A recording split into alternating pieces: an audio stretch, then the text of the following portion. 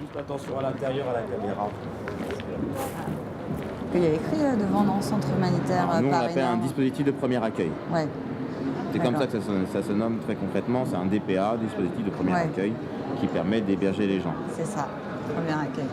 Ok. Les bureaux d'évaluation, donc 4 bureaux d'évaluation pour les personnes qui rentrent le matin. Ouais.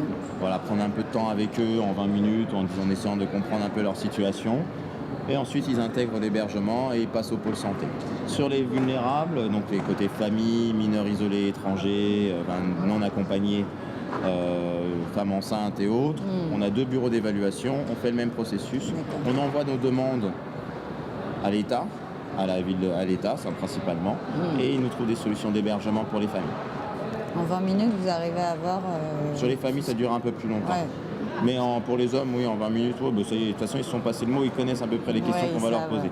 D'accord. Ouais. Et il faut savoir qu'on n'est pas le premier centre humanitaire que les personnes rencontrent. Ouais. Quand ils arrivent à Lampedusa, ils ont déjà un premier check, ils ont déjà un premier contact avec comment on gère la question de la migration en Europe, en Occident.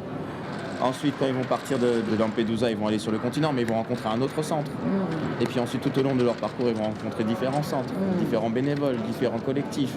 Donc du coup, ils savent quand même déjà au fur et à mesure, en arrivant ici, comment ça se passe, entre guillemets. Pour les Afghans, alors là, c'est encore pire, parce que du coup, ils font la Grèce, la Bulgarie, ils passent par l'Autriche, l'Allemagne, et tous ces pays-là ont déjà des centres qui gèrent d'une façon différente. On peut critiquer ou pas, mais en tout cas, les migrants arrivent à comprendre comment ça fonctionne. عندك 5 ما بدك 5 ما بدك غيرهم اللي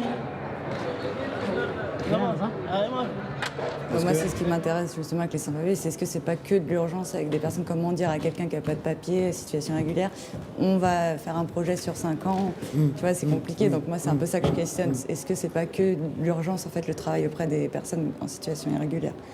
Est-ce que c'est du vrai travail social? Est-ce qu'on peut imaginer des objectifs à court, moyen, long terme, comme on nous apprend que c'est bien d'avoir des objectifs? Donc voilà, c'est...